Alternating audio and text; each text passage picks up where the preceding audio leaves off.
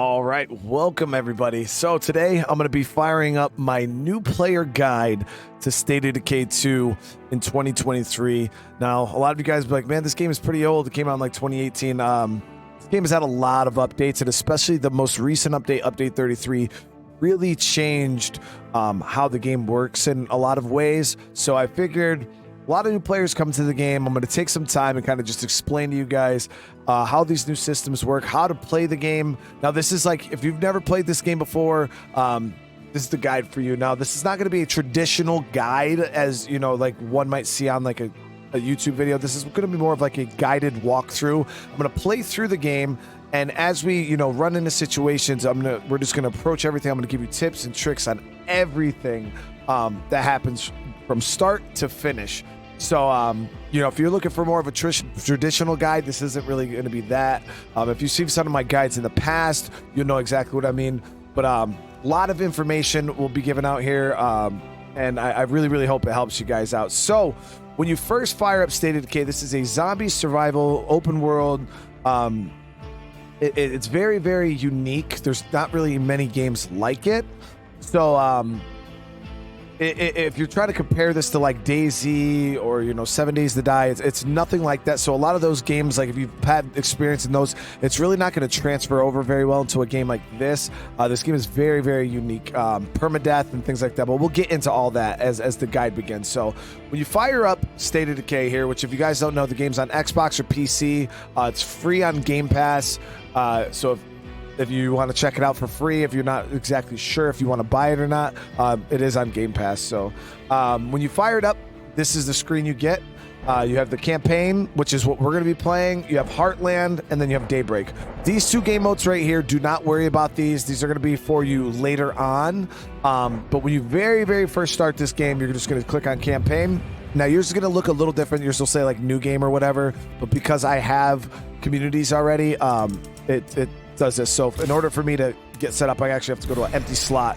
Now, if you're brand new to this game, I would not advise you skipping the tutorial. Well, you're not gonna have a choice if you're brand new to the game, have never had a save before. It's gonna force you into the tutorial anyways, which is fine because they actually give you some pretty decent characters. But if you've seen the screen, if you've seen other people play this game where they get like random characters that they could select, that's what happens after you play the tutorial. You don't need to beat the game, but you play the tutorial.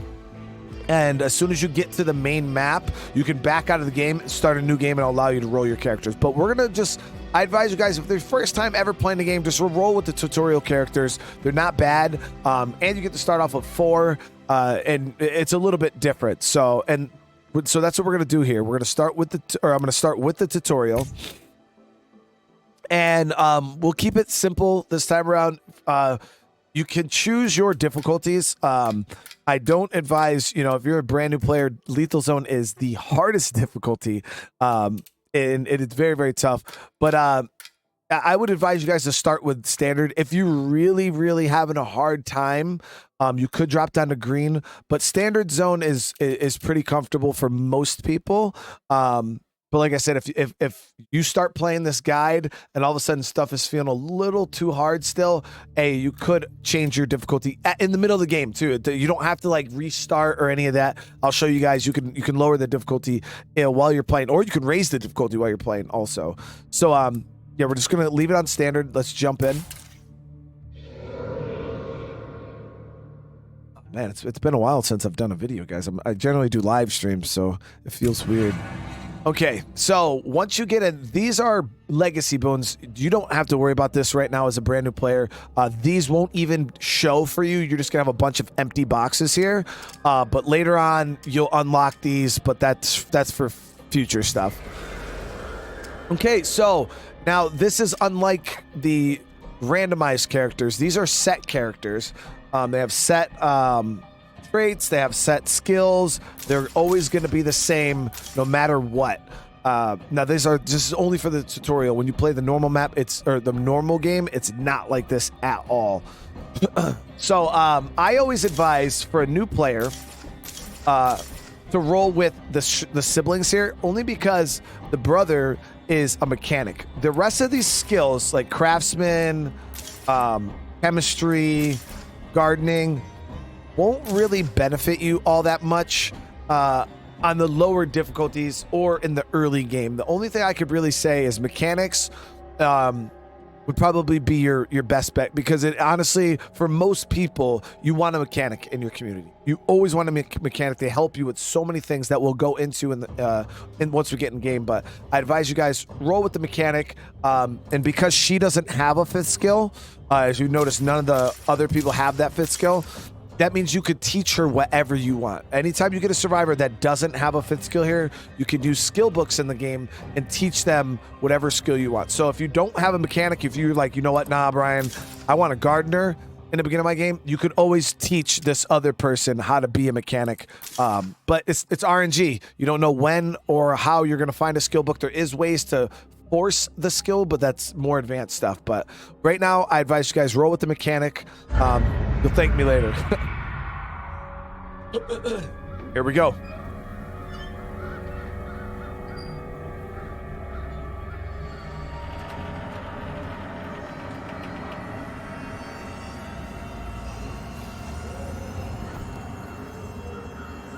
Shit.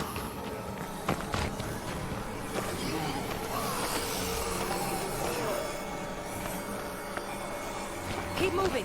Keep moving.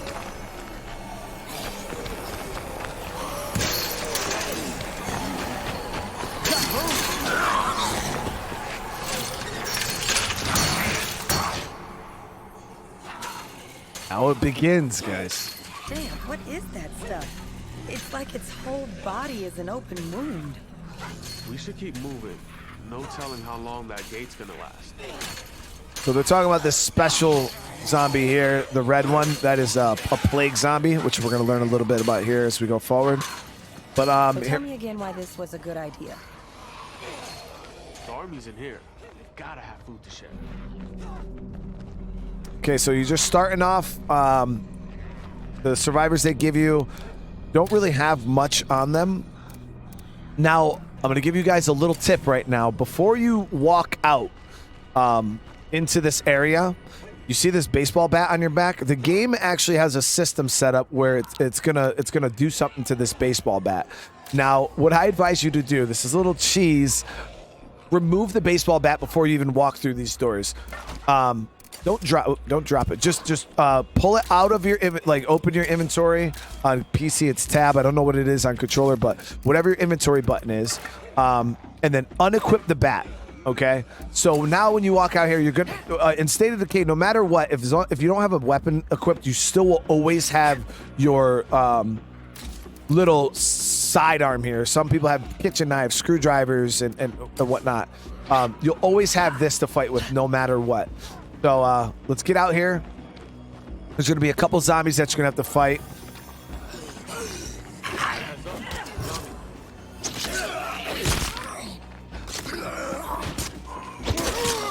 There shouldn't be zombies inside the fences, right?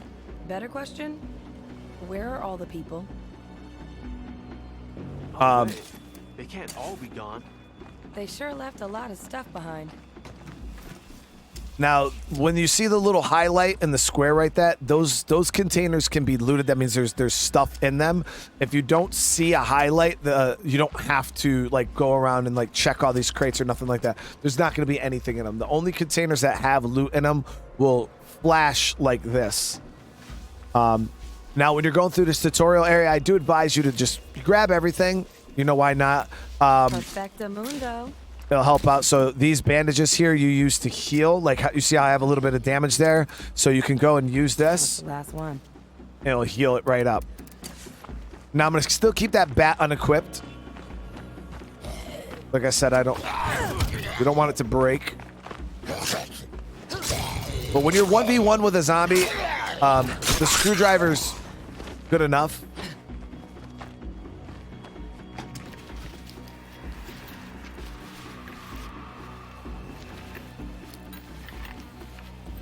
Best find of the day. Got another bandage. So like I said, the bandages are heal items.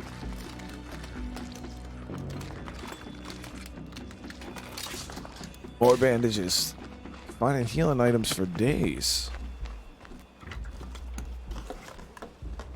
But as you can see throughout this whole area, there's little bits of loot scattered all over the place. Now, as you guys see here, when you go to search, you get that search wheel that pops up, and you guys see how it says fast search.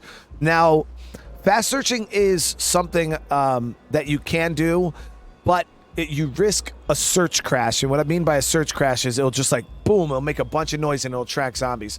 A lot of people do fast search. In the early difficulties, it's not the end of the world, but what happens is you build bad habits. If you get used to fast searching, you're going to keep fast searching. And when you're in the higher difficulties and you fast search, it could literally get you killed. So I always advise people, don't fast search. There's skills you can learn later on in the game that allow you to fast search and not get that search crash. But early on in the game, hey, just take your time.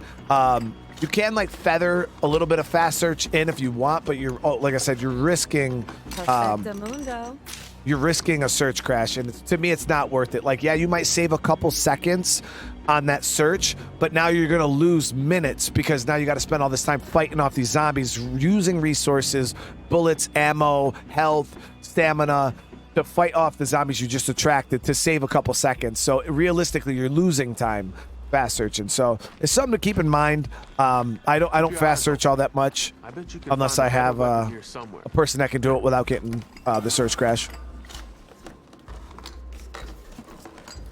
Okay, so as soon as you find, like right there, that was a search crash.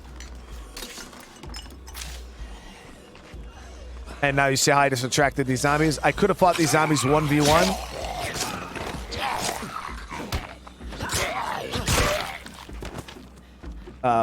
But like I said, it's not too bad right now in the tutorial area, but that could really get you in trouble later on.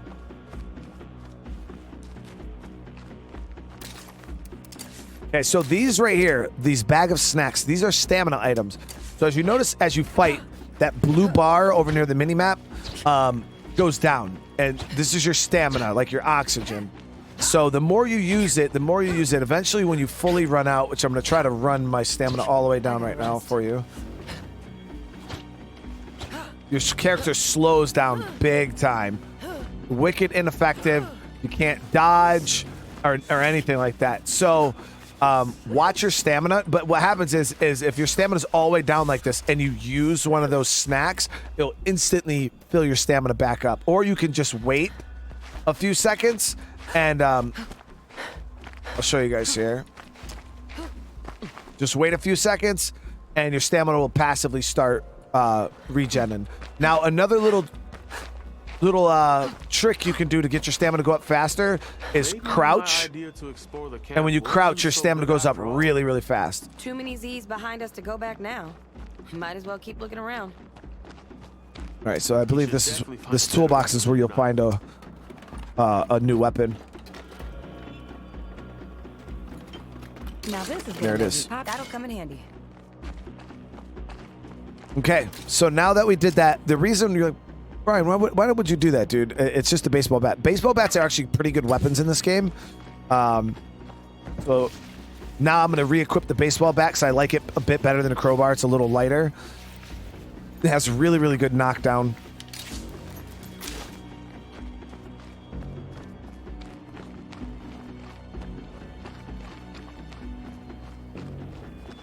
Look at that. Even after this long, people kept hoping to find their families again. Yeah, just like Mom hoping you'd come home when she got sick. Didn't happen either. I had a job and a life, unlike some people. Somebody had to take care of her. Sure wasn't gonna be you. I'm not getting into this again. Not now. Now, sometimes you'll find little things like this. These are just like notes, like little lore, things like that. They're not junk. They don't particularly do anything. Like, you know, if you just want to collect them and like, you know, have them in your base, like so be it. But they don't really do anything other than that. But you can sell them. They are worth a little bit of what the currency in this game is called influence. So just imagine it's money. You can sell these to traders for a little bit of influence. And so I advise you to just pick it up. Now, if you look on the board here, some of these characters are actually from State of Decay 1. Like that's Marcus. I believe that's Jacob Ritter, Lily's brother, Maya. Those are characters from the first game.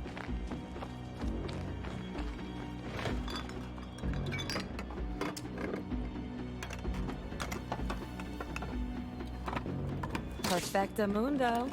Awesome. Yeah, like I said, grab everything you can in this area. It's free loot.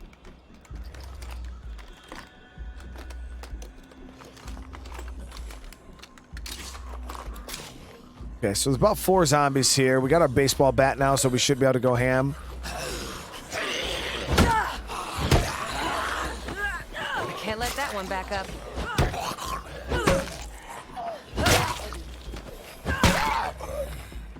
I can't keep this up. Now, the combat in this game is very, very... there's different stages of it.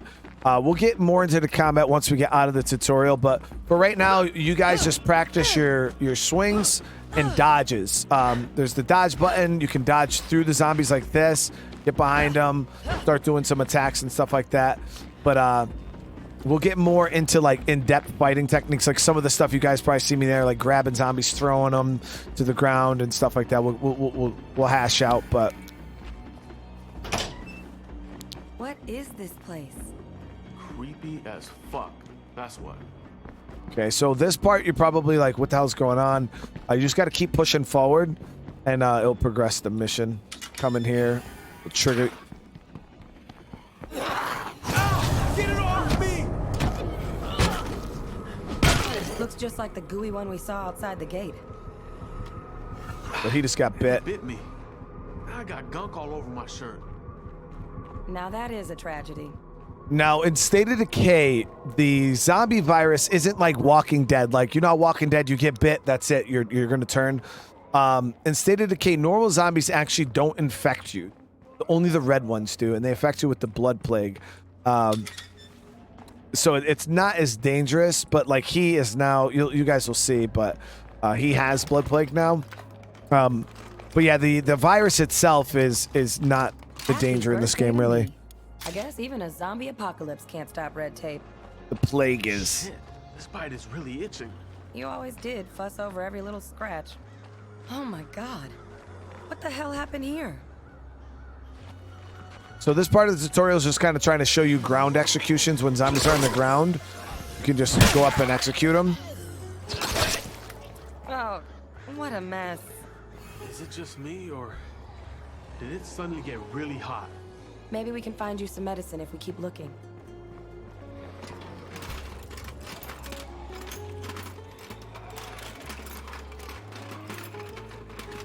Happy birthday. Okay, so this is showing you different weapon types. So right now we're using the baseball bat, like I showed you guys. Good blunt weapon. There's 4 different weapon types, I believe, in the game. There's bladed weapons, or 3. There's bladed weapons, there's blunt weapons, and then there's heavy weapons. Baseball bat, crowbar are blunt weapons. They're very, force, knockdown, durability. That's the strong suit of blunt weapons. Negatives are, low lethality. Sometimes it takes a lot of hits to actually get a kill on the zombie, compared to a machete, which is a bladed weapon, which is their, very high lethality, dismemberment. They cut off limbs.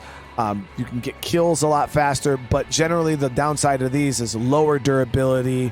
They break a lot easier, and they don't have very good crowd control. Like, they can't hit multiple zombies at once, where a baseball bat, if you swing it into a group of 3 zombies, you can hit all 3 zombies at the same time, where bladed weapons are more single target. So all depends on your play style. There really isn't like a better weapon. Some people like team blunt weapons, some people are team bladed weapons, some people are close combat weapons. It all just depends on you and your play style. Play around with all of them until you figure out which one you like the best. Like, between blunt and bladed, for me personally, I prefer bladed because I like getting the faster kills, but it all depends on the situation I'm in. If I'm in like a big AoE fight, it doesn't hurt to have a blunt weapon. I was just thinking how much this is useful, but it won't do anything for that fever. A lot of bandages here. A lot of bandages. Yo, that's a lot of zombies. We can get past them if we're quiet. So here they're just teaching you about stealth, crouch down. In this game, if you can't avoid a fight, avoid it. You know what I mean? Because every fight costs resources. So come up on the zombie. They're trying to show you can also use stealth kills. You sneak up behind a zombie, you'll see the pop up. You hit it and you'll stealth kill the zombie from behind. Now you can only do stealth kills from behind while you're crouched. But stealth plays a big part in this game, especially if you want to save resources and stuff like that. You don't, just because there's zombies there doesn't mean you have to fight them, because they spawn infinitely. Oh, and that's a screamer.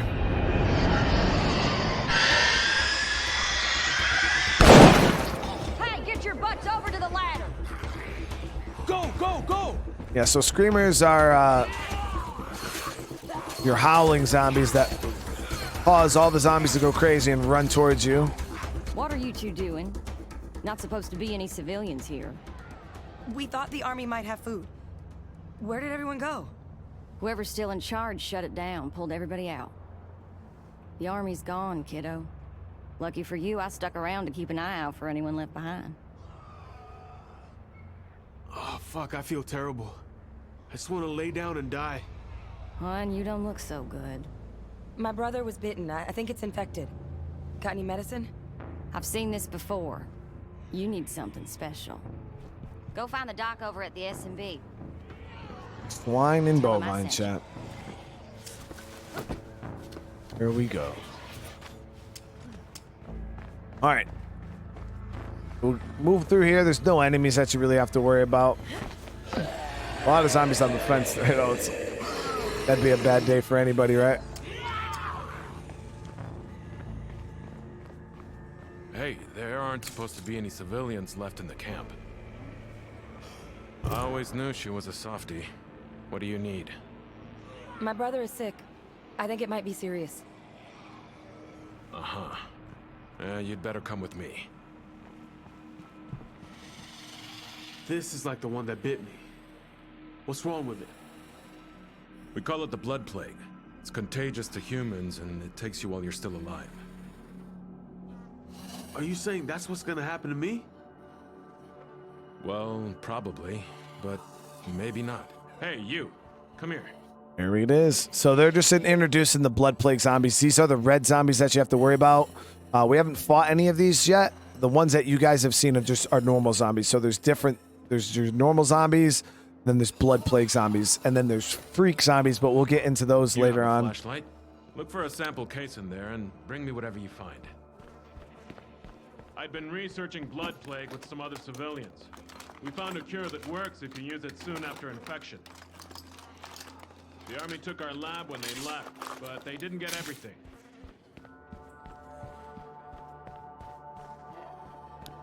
Did you find it? No cure? Damn. I'll need an infirmary to culture a new dose.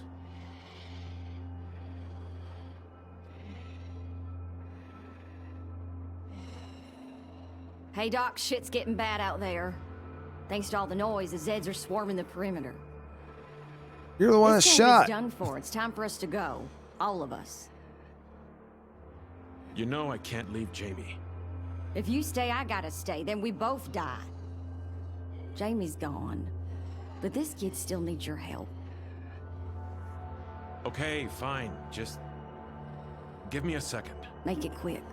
We don't have much time. Before we go, I need your help.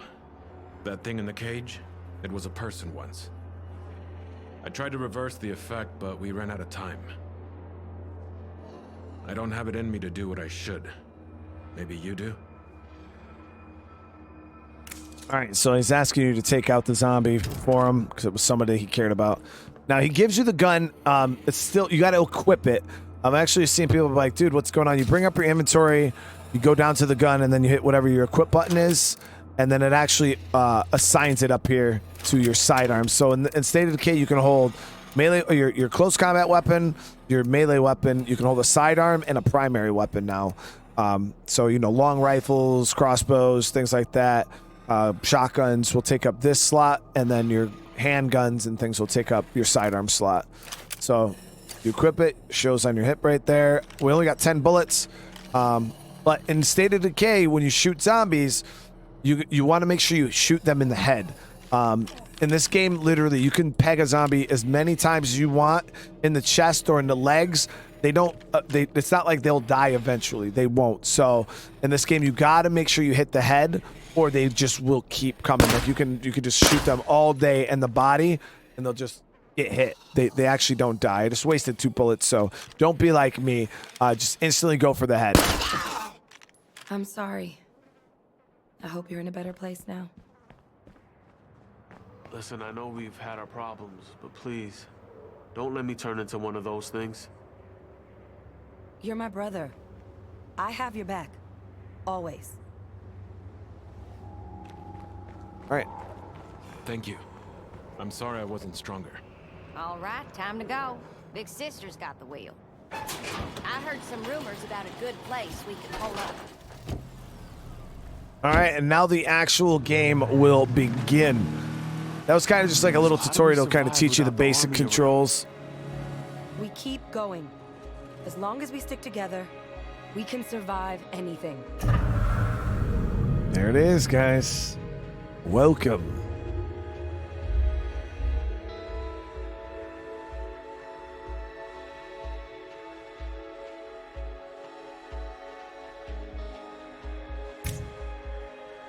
Sounds like we're empty again. We better be close. Now, when This you is the place. play the Pull up tutorial, you can't choose your map. This game has 5 different maps to play on. When you play the tutorial, it forces you onto this map, which is fine because I advise Not new players to much, play but it on should this keep map us safe. anyways. It's a very, very good map for new players. The loot distribution's really Luckily, I nice. The don't need bases that are much pretty to get good. started. Good to know. How are you feeling, little brother? Like I got hit by a truck. This plague shit sucks.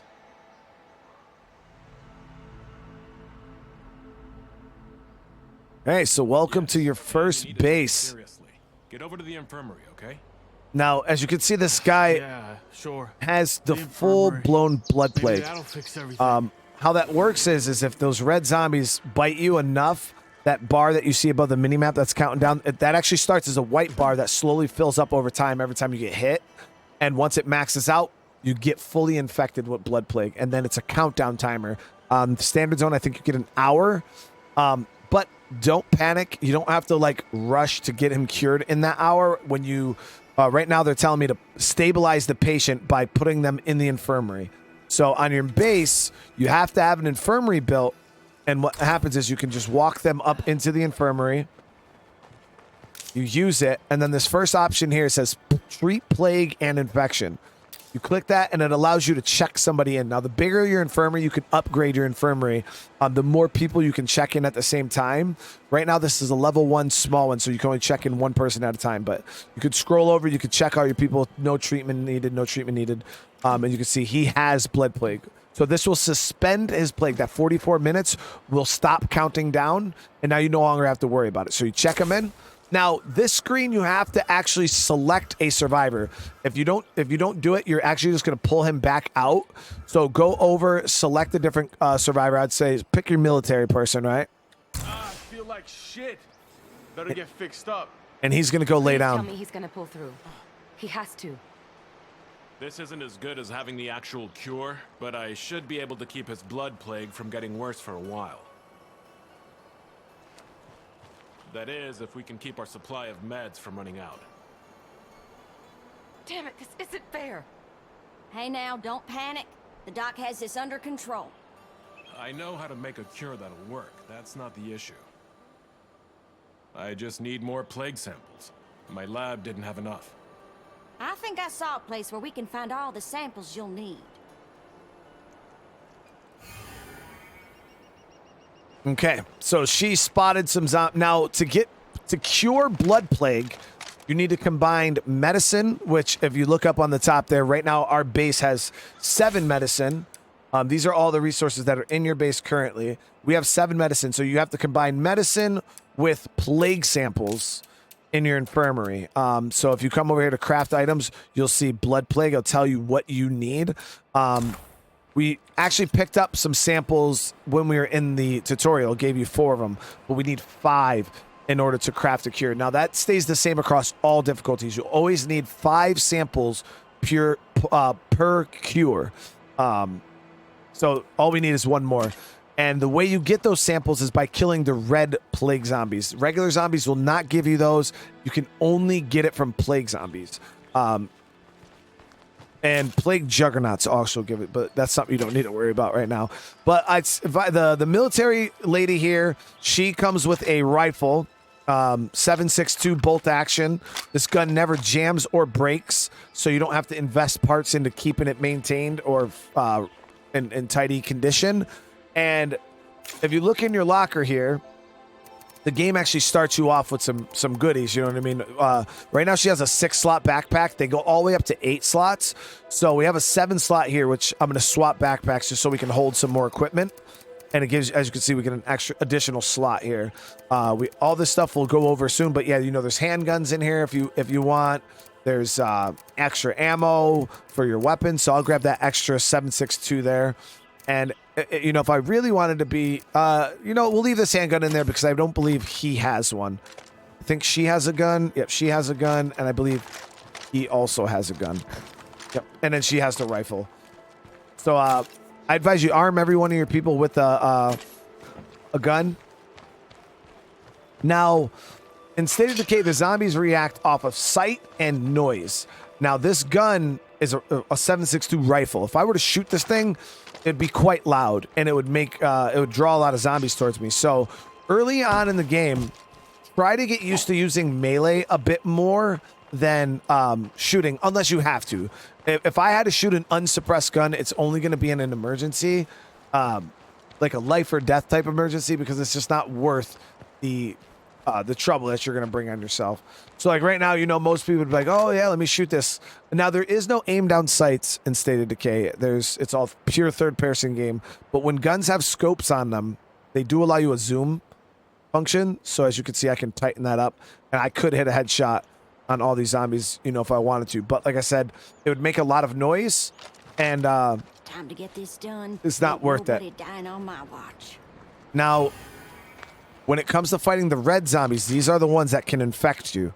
So if you're still not comfortable with the combat, try to fight them 1-on-1 or, you know, 2-on-1. Try to keep, you know, the big groups, because it's real easy to get grabbed.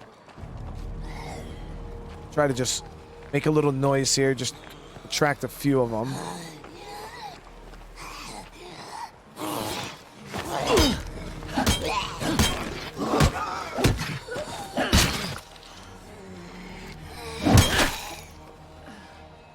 Now, some people are going to say, how do you do that little dodge move where you dodge straight back? What happens is the dodge button in State of Decay, if you can dodge multiple different ways. Like, for instance, you could like dodge through a zombie. You could dodge to the side, around a zombie. You could dodge straight backwards like this, like running away. But that's holding a directional button while hitting the dodge. How you see me do this is just tapping. You got to look for the attack animation and then hit dodge. And it just gives you like a little jump backwards. So you just hit the dodge button without hitting any directionals.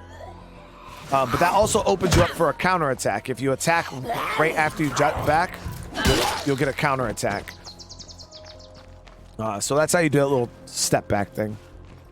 But as you can see, we killed one of the red zombies so far. No samples. One over here.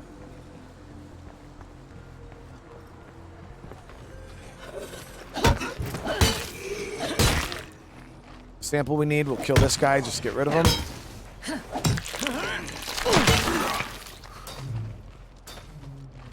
All right. I found the plague sample we need. Nice work. We're one step closer to the cure my patient here needs. Now, in this game, like I showed, you can switch between all your characters, and you're going to need to switch because your characters will get tired over time. There's no way to skip the day or night cycle. It's just it's continuous play. So when it's nighttime, you have to play. When it's daytime, you have to play. There's no like go to sleep and wake up and it be day again. So yeah, you kind of just got to deal with it.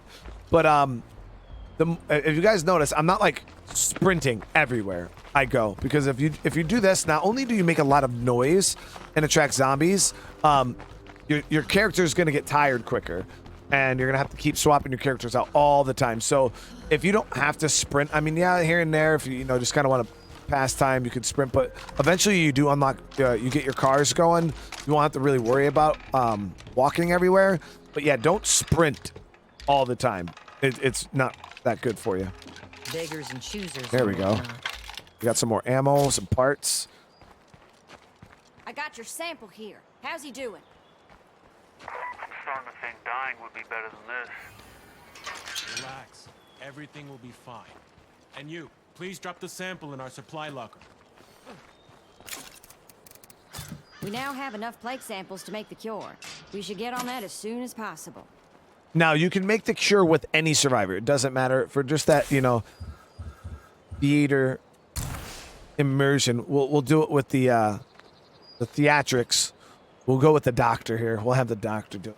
It's his job. So you can I either... had some extra time, so I made myself useful. Nice, thank you. Sometimes your survivors will do that. They'll just randomly, find stuff. But now, the ways you can use your base... A, you can just walk up into a facility and use it manually like this. Or you can do it from the base screen right here. You click on the facility and then you can choose all the options. So it all just however you want to do it. But we got to come here. We'll craft this plague cure. Okay. As you can see, it cost me 2 medicine. We'll have you feeling better in no time. And it Not just to used up stress you out all or my anything, samples. but I'm still kind of dying here. So once you have your cure, you walk up to the person on the bed. You'll see it pops up, aid blood plague victim. Well, it did say that until he stood up. I wouldn't wish this plague Aid on him, my worst and then you enemy. can hit cure. Come on, we've lost too many good people already. Thank you. Thank you. So you got to remember, if somebody else in your community from this point forward gets infected, you got to just do that same process. Put them in the bed, Now that I'm not dying, get the samples, I and knew cure we them. could get through that as long as we kept making smart decisions. If we have each other's backs, there's no reason to think we can't survive out here. All right, when things are going well, don't ask why. Just enjoy it. All right, we survived. That's good. But we ain't the only ones out here trying to do that. Unless we start killing some uglies, nobody's gonna last in this town for long. In my experience, the best way to find uglies is to follow the screamers. I saw one on our way into town. Okay. So this is kind of trying to introduce you to infestations. We should worry about our base before we go out hunting Zeds. For this place to be functional, we need to upgrade it with some building materials. So this is the game kind of introducing you to the mission system. The missions are dynamic. They change depending on a lot of things, but your every playthrough won't be the same. The tutorial will be these tutorial missions will always be the same, but once you're in a regular game, the missions, the enclaves, the people you have to deal with are all randomly generated. So first things first, you have 2 missions that pop up. You can either go address the zombie threat, which means we're going to hunt down a screamer infestation, or you can strengthen your base. Depending on how you want to do it. Right now, we could go and strengthen our base. We can do both at the same time. So we'll swap back to our military person here because, she's got the training. Not really. You can play with anybody you want, but I just decided I'll take her back out because she has the 7-slot backpack. Now, you can at any moment fix your car. If you guys don't, because there's a mission, actually, I believe right when you get back, that actually teaches you how to work on your cars, get them fixed and operational and fueled up. I don't know if we even have fuel. Yep. Okay, so if you look, there's stuff in the trunk here. I'm going to save that for the game to teach you, but you could, if you really wanted to, go and fix it up right now. You don't have to wait for the mission, but we'll just wait for the mission. We'll just do things in order. Looking good, my friend.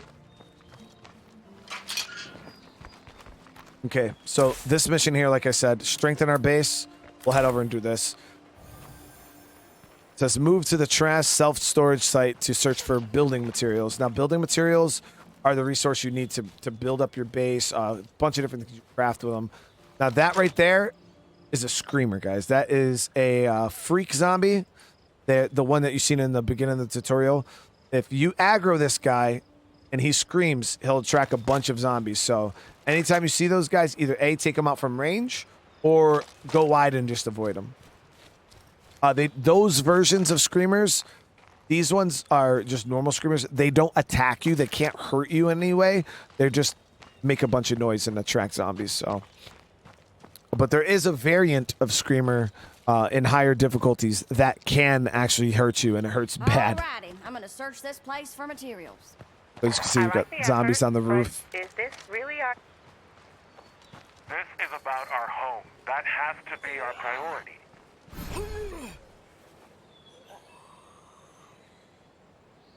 This is the new zombie type right here, guys. They're flying zombies. It's actually a bug for them to even be on the roof, period. Generally, zombies aren't supposed to be on the roofs. Okay, so I had to stop searching here because zombies will they can grab you and do a lot of damage.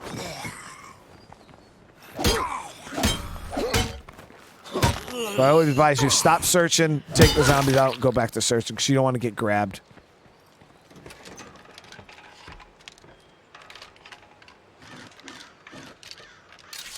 Ooh, nice. So we found some more 22 caliber ammo, which is good because a lot of the guns in the community right now are 22 caliber.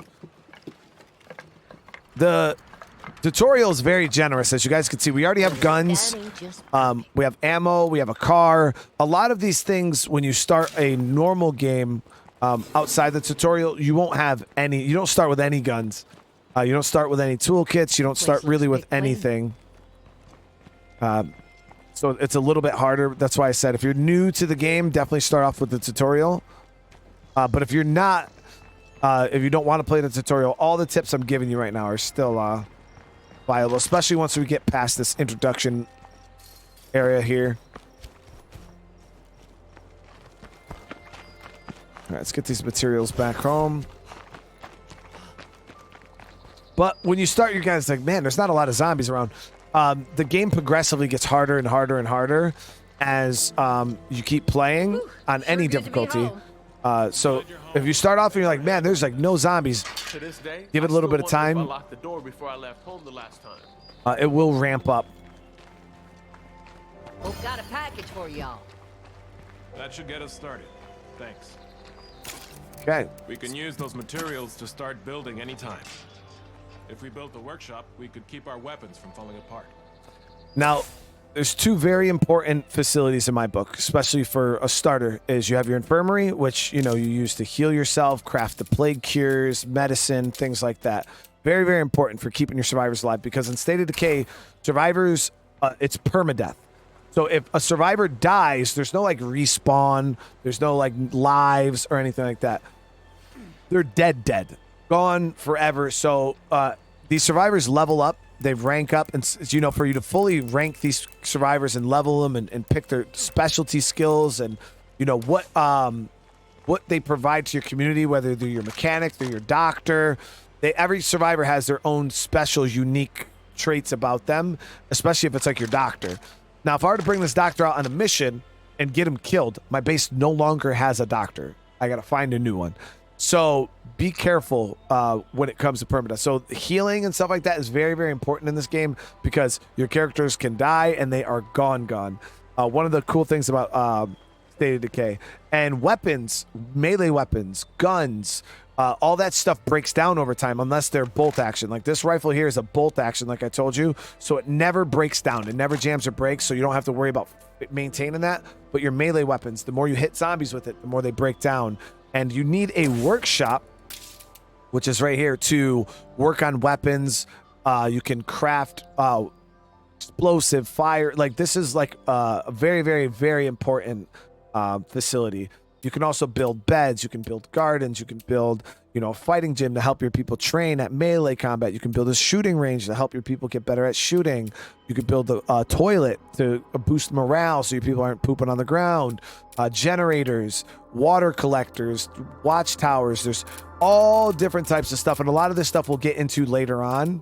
But I just kind of wanted to give you guys a heads up that there's a lot of things that you can build at your base. Now, this game doesn't have like traditional base building where you build walls and floors and things like that.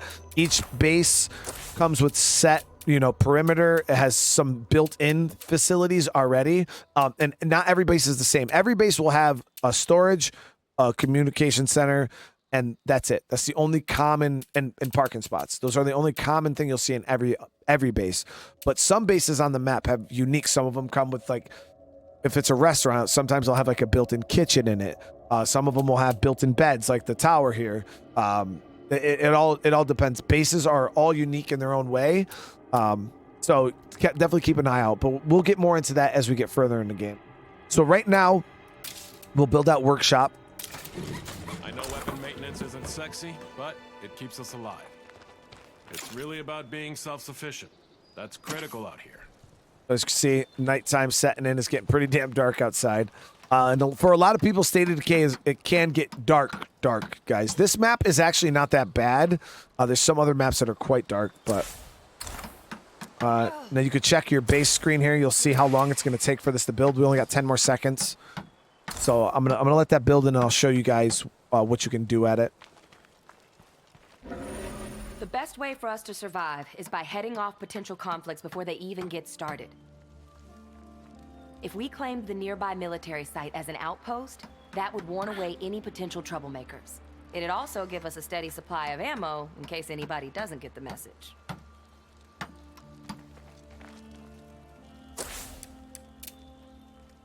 Wait, how did that go from 11 seconds to 32 seconds? I don't know. Either way, it's almost done, guys. So once this builds up, I'll kind of give you guys a little rundown on what the workshop does. So what her mission is here is to pretty much saying they want me to go and claim a outpost. We'll get into outposts here in a little bit. But before we do that, we're going to come down and clear out this infestation. Now, you guys look at the map, and you're probably like, what the hell is this big red circle? This is a plague heart. Okay, this is... the game's going to explain it here in a little bit, but pretty much... When we work together, we make everyone's life better. This is the goal. You got to clear these out.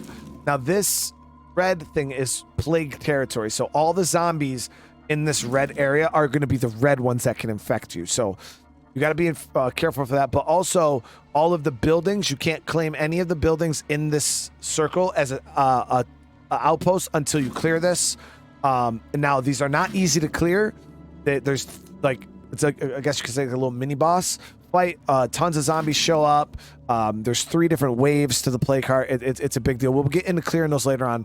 But my advice to you guys is if you don't have to go into this territory right now, which we don't, stay out of it until you're ready, which we'll get more into. Stay on the outlier areas where you don't have to worry about it.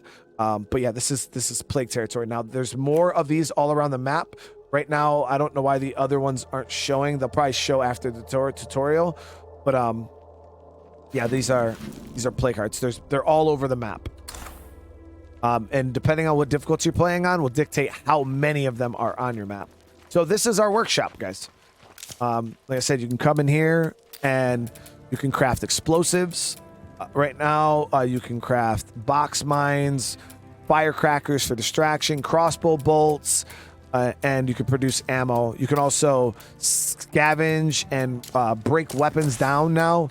So if you come over to your supply locker and like look at the gun, right now this gun isn't damaged, so it doesn't say like a repair cost. But right where it says salvage, if this gun was damaged, it would say how much to repair it above where it says salvage. So that's the kind of stuff you want to look at. But right now, we don't really need to craft or fix anything. We got to get out, clear out this infestation, and then just keep following the missions. I'm headed out for a little bit. Now, if the dark does mess with you, and I advise you to save your more offensive pushes on the zombies for the day. But if you're comfortable, you can go out and do stuff at night. It doesn't matter whether you do it at day or night. The game's not necessarily harder at night. It's just harder to see. So I'm coming through this area, and this is what's going to happen to a lot of you guys. Is you'll be walking, you'll start seeing stuff light up. And you'll be like, hey, man, like, I want to loot. I want to loot. You can, obviously. You know, my backpack's empty right now. I could go ahead and loot. But what ends up happening is you'll get super sidetracked. Loot and stuff will weigh you down. If you're going out on an offensive mission to clear the zombies, do that. You know, stick to your plan. And then once you're done with that plan, if you still have free slots, grab stuff on the way back. Or, you know, say, all right, I'm going to go clear this infestation first, and then on my way back, I'll loot this area. But, like, try to not get sucked into the loot. It's really, really bad. It happens to me all the time. You know, people get sidetracked. You go out, and next thing you know, your whole entire backpack's full before you even get to your first location. Have a plan, stick to it, and it'll keep you a little bit more organized because the game does get kind of overwhelming at some points. So I'm going to sneak up and stealth kill this zombie. Okay, so that noise was a bloater popping. Now, the infestation is in this building here. With the new system, you only have to kill the screamer in order to clear this building. Now, there's a bunch of zombies in there. I'm going to look for the screamer, which I think is right there. Screamers tend to have, like, the OG screamers, they have, like, pink eyes. And I think that's him. Now, if I clear him, it'll auto... I think his head is still right here. Wait for him to turn. There it is. Okay, scratch one infestation off the list. It's So, just a start, unsuppressed but it gun. shows we can do this. Take that shot and move out of the area. Because zombies are going to go to where the gunshot went off.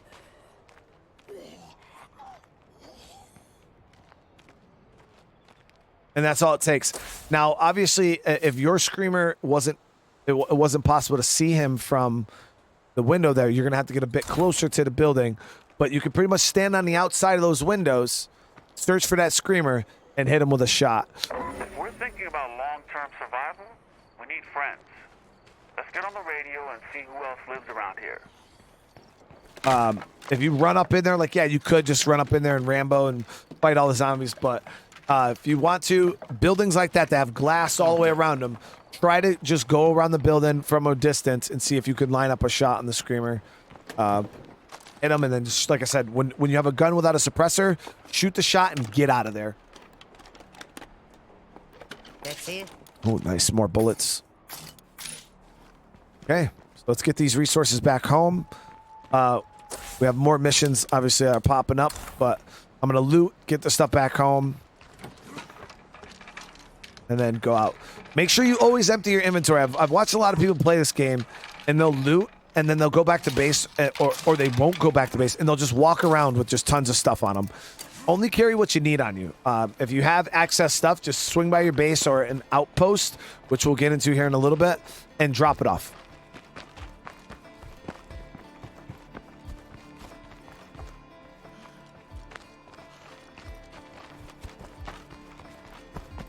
Now, I'm going to skip because the game's not doing the car thing right now, so I'm going to do the car thing right now to help you guys out. And you can apply this at any point in time to your playthrough. Or you could wait for the game to tell you, but they're taking a really long time, and where I want to go is quite far.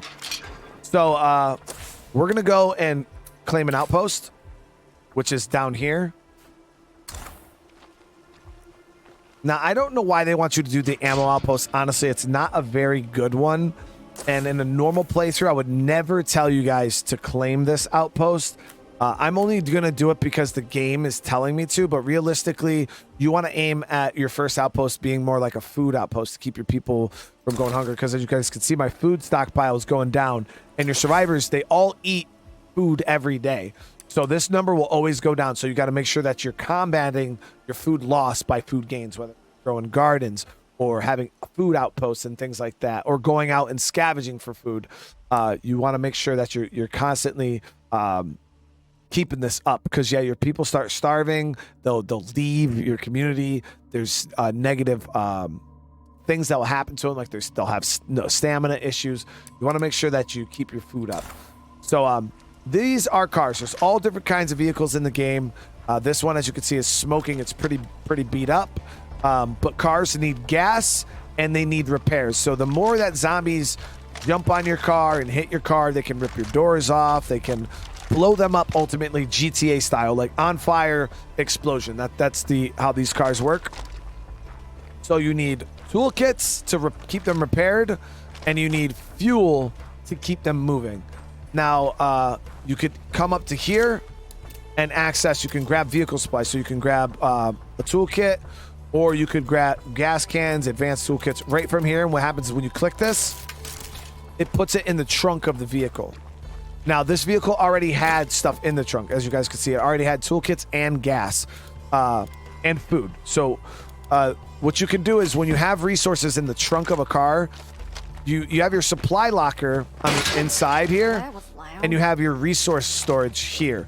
You can grab things out of the trunk and walk it to its respective locations, or you can just transfer it right from the trunk. We need this gas can actually to fuel the car, so I'm going to take that out the trunk into my inventory, and I'm going to take one of these toolkits. Now, the rest of this, I'm literally just going to transfer to base. It's behind me. Probably can't. When you're on your screen, you'll see it. It literally just says transfer to base. And you can transfer all those resources right into the base.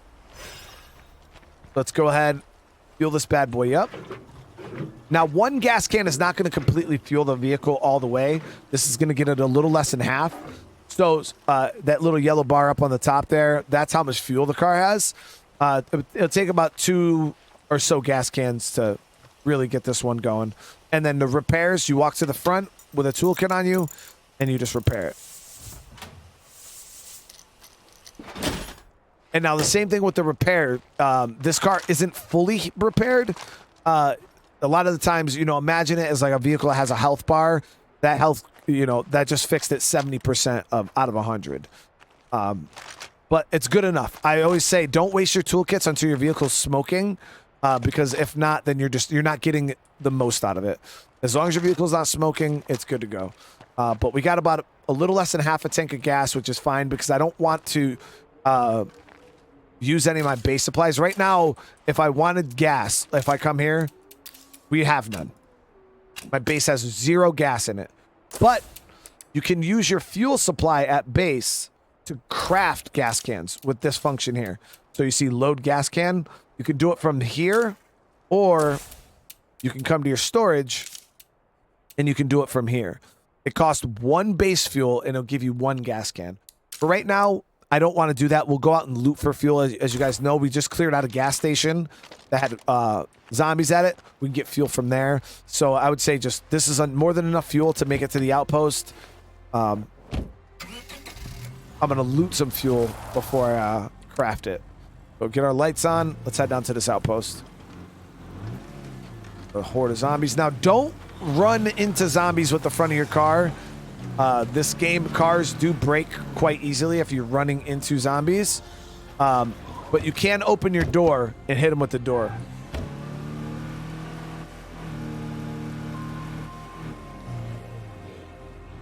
I'll show you here. So these are armored zombies right here. We're happy about this aggressive plan of ours. I get what you're saying, but I don't see that we have a choice. Looks like this place got overrun. I see uglies in army camo all over. They're probably wearing bulletproof helmets. Handheld weapons are a better choice here. Yeah, I got it. I gotta rest.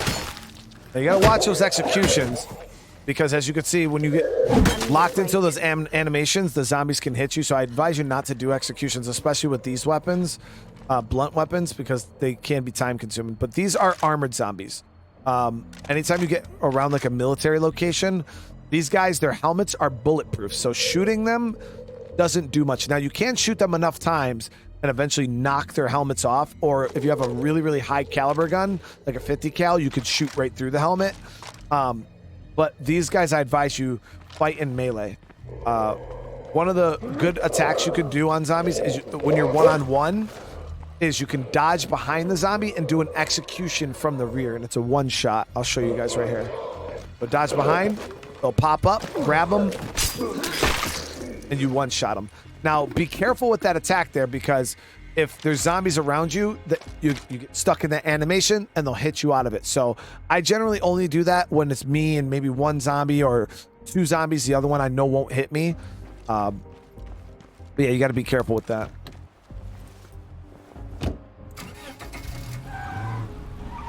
Okay, so let's get this. Now, the way I park my cars, you guys say I park it up against things. And the reason why I do that, this is a tip for you later on in the game. You'll see me doing this a lot. When I pull up somewhere, I put my car right up against an object. And that's because zombies in this game will jump on the hood of your car, and it does mega damage. When you have your car hood up against something, the zombies can't jump on the hood.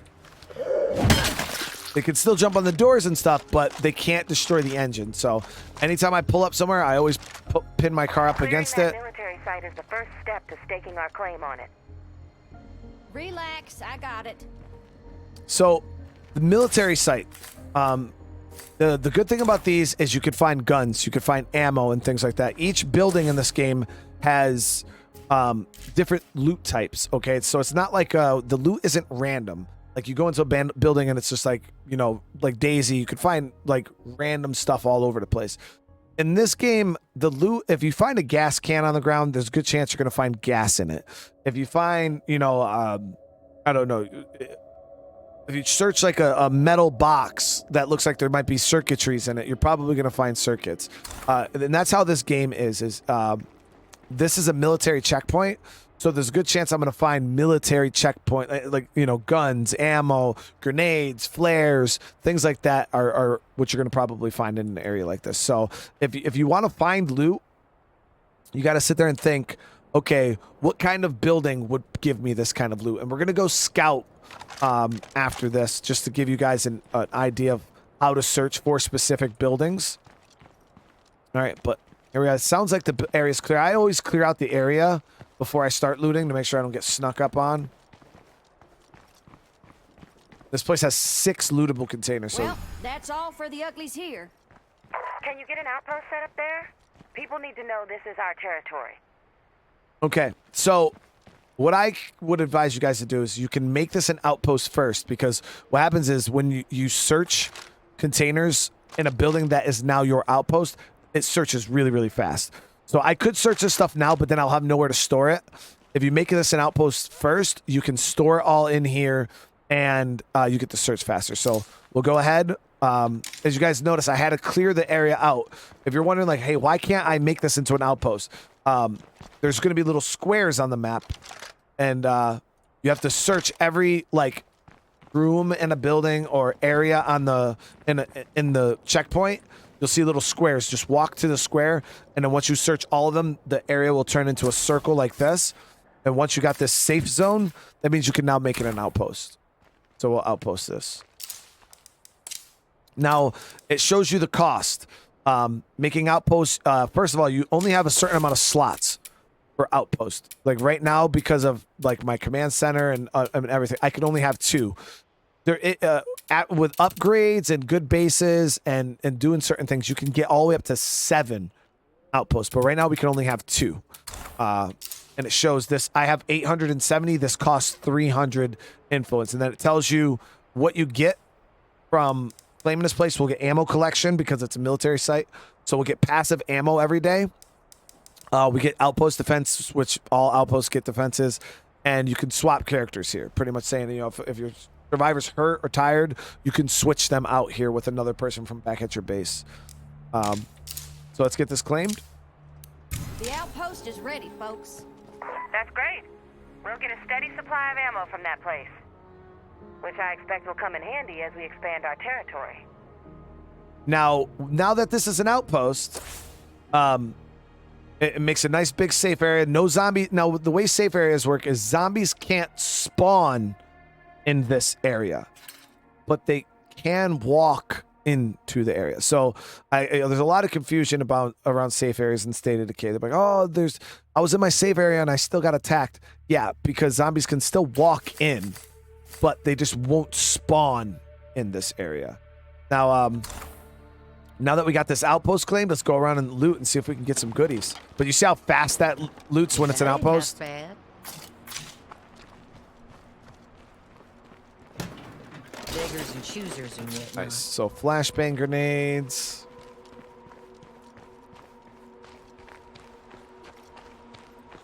Some of the resources that we got here, as you guys can see, we got flashbangs, we got a melee weapon. Now these here are parts. You want to make sure you keep these guys. These are very, very crucial item in the game. This is what you use to repair stuff, what you use to craft stuff, are these parts. So anytime you find parts, make sure you get them. They're light and they stack really high, so. Ooh, look at that, chat. Right off the bat, we just found a freaking AR-15. Super good. 30 rounds. Now, still no suppressor on it or anything like that. But this one doesn't have a sight either. But 5.56, 30-round mag. Great rifle. Great rifle. But this does jam or break. So if you're using this rifle, you got to remember, as you're shooting it, you're going to be damaging it, and you're going to have to maintain it with parts. Now, for instance, like this melee weapon I just got here, I don't have very many melee weapons, so I'm not going to do it. But what you can do is if you're running low on parts, you can scavenge things in your base. So if there's something that you know you're not going to really use, like I'm never going to use this melee weapon, right? And if you can see it says salvage, everything in the game has a salvage price. You can salvage literally every single thing in the game. And if it's something that you don't need, you can break it down, you'll get more parts, and you can use that to repair guns and things. I'll teach you guys later on how to like keep your inventory like minimal. Get rid of the fluff. That way you can have parts to craft and actually use those for things you actually need. But for right now, we'll store this rifle. I don't need it because I'm not going to be shooting. And if I do need to shoot, I'd rather shoot this sniper rifle that won't cost me anything in the end. Minus the bullet. All right, so let's keep looting. Ooh, there we go. So we found a bag of ammo. Shovel, E-tool. This is one of my favorite melee weapons in the game, actually. It's very, very durable, and it's a bladed weapon. Yeah, I got it, but it's gonna be slow. Now, this right here, guys, is one of the best early game weapon styles that you can get, especially in the later difficulties. Now, we'll go a bit more into this with the next episode. When it comes to crossbows, they're completely silent. The ammo is reusable sometimes. Like you'll shoot a zombie, and I'd say 3 out of 5 times you can recover the bolt back. Sometimes it breaks off in the zombie, you can't get it back. But it's cheap, it's quiet, and it's good. So these are one of the better weapons. Now the problem with them is it's a crossbow, so the reload, it only shoots 1 bullet at a time or 1 bolt at a time, and then you have to reload. The reload animation is very slow. So if you're in a group fight with a bunch of zombies, the crossbow isn't going to do very much for you in that fight. So that's why if you're rocking a crossbow, I always advise people to have a good sidearm. So what I'm going to do is empty out my inventory right now. I want to keep the crossbow, but with the crossbow, you got to make sure you have bolts on you. So you got to keep the crossbow because it only holds 1, and then you got to keep a stack of bolts on you to reload it. And then I'm going to also, for safety now, I'm going to grab this sidearm here. And now I have my crossbow and my handgun. It has about 10 rounds in it. Now, the only reason why I have this handgun now is to say I do get in a really, really bad fight, right? And I don't want to use my crossbow because there's just too many zombies and the reload animation is going to be too much. That's when I would switch to my handgun. Boom, boom, boom. So you can literally just switch back and forth. You see it switching behind. Switch from your primary to your secondary weapon. And yeah, if you get overwhelmed, switch to your sidearm. Boom, boom, boom, boom, boom. You know what I mean? But like I said, guns are loud without suppressors. So use it as a last resort. Now these bags, these rucksacks, you can't store these in your outpost. You actually have to bring these back to base. So I store them in the trunk. They're very, very heavy. So if you have those on your back, make sure you try to not get in any fights. And if you do get in a fight, drop it on the ground or put it in a car or something like that as soon as you can, just so you're not tiring your survivor out. Look, we just found more bolts. So now we'll be able to keep this crossbow in the fight for a while. You can craft bolts too in your workshop. That's all there is here. All right, that's it. So now this place is empty. I wouldn't, like I said, you can tear this outpost down, which we'll get more into going forward, but I want to get you guys learning about scouting. So right now, you see the screamer on the map. I know that he's there, so you can mark him, do whatever you need to do. and we're going to take him out so he doesn't draw any zombies. Recon in your map is something that you should get into, like, you know, for freaks. Like, I see a screamer's there. I see a screamer's there. Screamer there. You want to keep tabs on your freak zombies because some of the freaks in this game are very, very dangerous.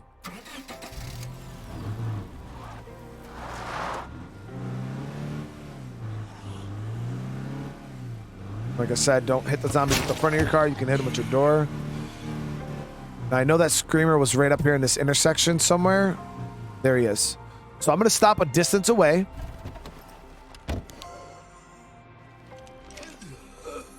Got a zombie coming.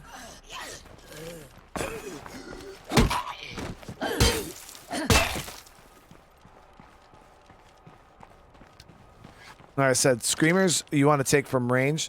So now that I got this crossbow, I can take them out from far away quietly. If you guys don't have a crossbow at this point in the game, don't go shooting if you don't have to. Like you could. Screamers are quite easy to sneak up on. You could just go all the way around them, and then come up behind them, and just do your stealth takedowns. Let's see. Just to show you guys, you could just sneak around them like this.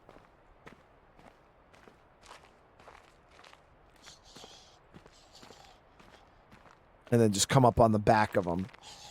Or you can shoot them. I'm going to shoot the crossbow just to show you guys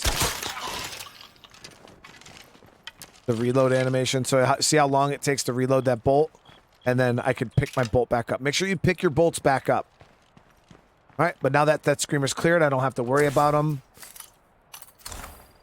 Because if I were to drive past him, he would still scream and potentially draw zombies in, so...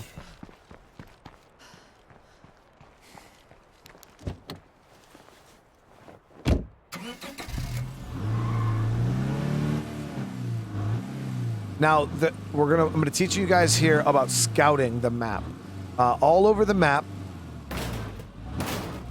you'll see these binocular icons.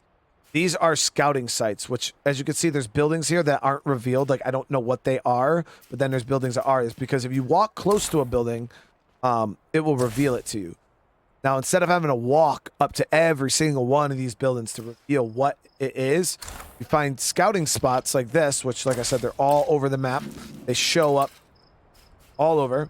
Some of them, like, are billboards like this. They don't give you much visibility, but then there's some really, really big ones like these cell towers. Cell towers are very, very tall, and they give you a ton of visibility. But start off, come up here. I'm gonna empty it. I'm gonna loot that trunk on my way back out.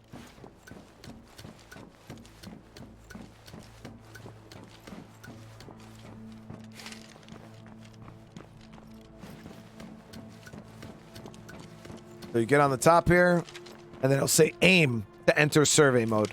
And then once you enter survey mode, you'll see all these check mark or question marks pop up. You just literally hover over them, and it just reveals the location. I think that'll do it. And there it is. Now, one thing I didn't discuss is in their base, there's a tower in the base. And as you can see, it has the binoculars. You can actually go up and scout from inside your base. I believe you can even see these locations here from there. So do that. I should have showed you guys that early on. But yeah, you can go up in your base, use the binocular. You just go up to the top and you can scout. But that's how scouting works. And then what happens is when you reveal those buildings, it shows you this site might contain food. This site might contain miscellaneous items. This one contains fuel. This one materials, and it shows you this is another gun store. You know what I mean? So that's how you can figure out. Okay, I need fuel, or I need gas cans. Let's go check a fuel site. I need guns. I need ammo. Let's go check a gun store. I need food. Let's go check a food spot. So that's how you can dictate where you go to get your resources. All right. So as you see on my stamina bar, those Z's popped up. That means she's getting tired. Now, if I were to get into fights with her while she's getting tired, she'll just keep getting more and more tired. Her stamina permanently goes down and down until she sleeps. So we're gonna get her back to base.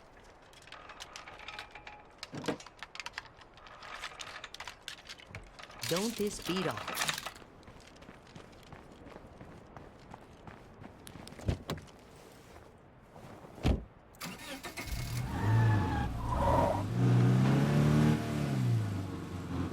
I'll loot this one too.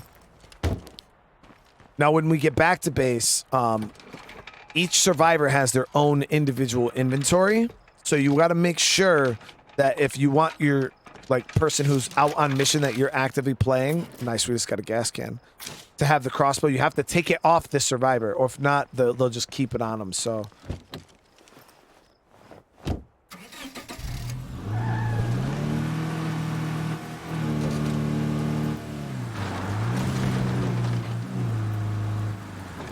Now we just got that free gas can out of that trunk there, so what I'm going to do is I'm actually going to fill the truck up a little more. That way we won't have to worry about gas for a while. So remember, we put the ammo in here, so don't forget about your stuff in your trunk. We have the ammo in here, transfer that into your base. And then you can also, you don't have to put stuff in your trunk to transfer it from the base. Once you're on this trunk screen, if you scroll over your inventory, you can just transfer stuff straight from your inventory right into your base. Unless I want to keep this on me so we can fuel up.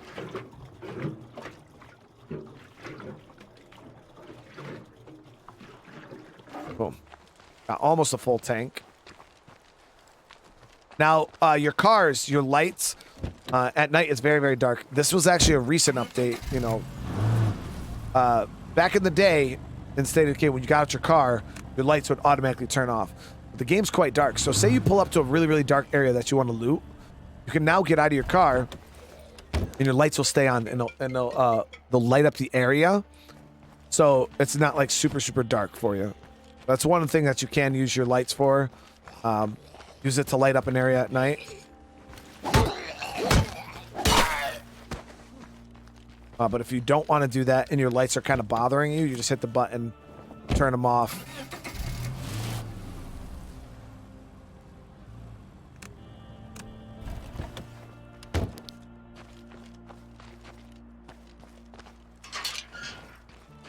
This place is running low on fuel, man. We gotta fill her up. So, for instance, now that the survivor's tired, what I personally like to do is I'll give them a weapon for base defense. Now, I'll take all the weapons off that I want to keep. I'll take the stuff off like this. And then I want them to still be able to defend the base. So what I'll do is I'll give them a different rifle. I know I'm not going to use this AR-15, so I can equip it to her. But the thing about guns in State of Decay is your AI characters, they can use guns that don't have ammo in it. So what I generally do is I take the ammo out of a gun, then I equip it to them. Now, this can be a good and bad thing. This now gives me this ammo here, so now I can keep track of how many bullets I actually have. Instead of, oh, well, one of my survivors has 30 on them. This person has 10 on them. This person has 20. Then I got 50 in the crate. I just empty all the guns, consolidate everything. That way I can say, okay, I have this much 5.56. I have this much. I don't have to go around and search 10 different people to figure out how much ammo I actually have. But the downside of this is if something happened and I wanted to switch to this character in a pinch, now I just swap to this character with a gun with 0 bullets in it and nothing in their inventory. But I'm personally okay with that. But if you guys aren't, hey, you could leave some healing items on them, or you could leave some ammo in their gun just in case you want to switch to them in a pinch and be able to squeeze some shots off. But for me, this is how I usually use my base setup. I give them a base defense weapon and then nothing else. And he has the bigger backpack, so I'm honestly going to take that too. We'll give him the smaller, or give her the smaller backpack. So I want my person who's out to have the biggest backpack possible. All right, and now that she's ready for base defense, you can go to your menu here and just swap to a new survivor. And I'll swap to the sister here.